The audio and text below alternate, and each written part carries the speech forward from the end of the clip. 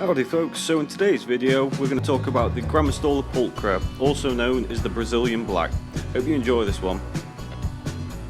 So as the name suggests, this tarantula actually comes from Brazil, and in Brazil the temperature is usually 22 degrees Celsius or above.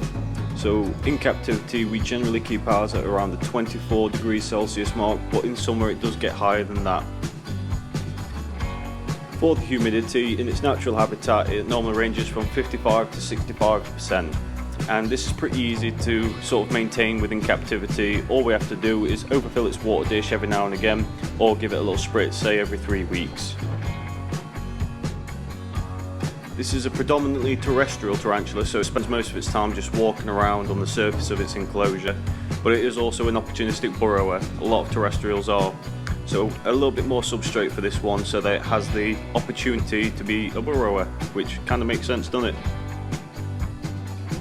For the substrate we'll use topsoil, and we'll keep it around the 5 to 6 inches for the sub-adults to adults. That way they've got a little bit to play with if they want to make a burrow, but for most of it they're just going to walk around on it.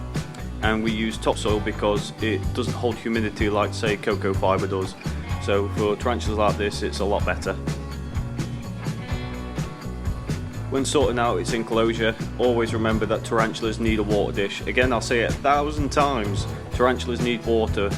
And as well as that, we'll also put little bits in there like fake plants. Always give them a retreat or a hide so that they feel safe in some part of the enclosure if they don't feel safe out in the open. And we also put little bits of moss in there every now and again, just mostly for decoration, but also for a little bit extra humidity.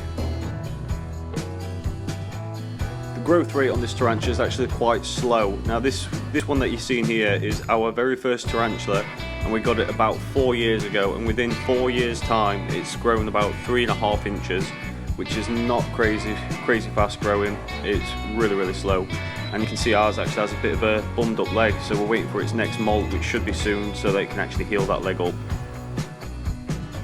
In regards to eating, this tarantula rarely turns down food, and it will always take quite a big meal. As you can see, ours is a little bit chunky at the minute. We're kind of trying to push it to get that extra molt in so that it can fix its leg. But like I say, they'll never turn down a meal, so this one here likes dubia roaches, either that or a couple of Mario worms, stuff like that. If we're giving it crickets or locusts, it'll take big crickets, big locusts and a couple of them. When it's fully grown, this tarantula can reach up to about 9 inches, which is a tank of a tarantula. It's very large, and that's something you definitely need to consider when setting up its enclosure for adulthood. The temperament for this species is actually quite docile. We've never actually had any aggression from it, like threat poses or kicking hairs even. It's been fairly chill. It is highly food motivated, so hands don't go in the enclosure at the same time as it, but it does come out every now and again, and it does sit on our hand. Obviously, one of the first things you'll notice about this tarantula is the way it looks. It is velvet black all over, top to bottom. There's no other colorations to it, it's just jet black all the way over it. And I think that's one of the main reasons why it's so popular within the hobby, just because of that all black look. It is absolutely stunning, and I highly recommend that you take a look at these tarantulas. Since being a sling, ours has actually stopped pretty much making any sort of burrowing attempts, and it always sits out in the open. And for that reason alone, I'm leading to believe that this is quite good for being a show tarantula or a display species, just because it's always out and how beautiful it actually is. So just to sum all this up really, it is a velvet black beautiful tarantula. It gets to quite a large size and stature. It's fairly docile. It is a fantastic eater, rarely turns down food, and it's quite hardy and well tempered. I would definitely put this into the sort of beginner friendly kind of era of species, mostly because of how it is in its temperament, also because it's really good for a display species.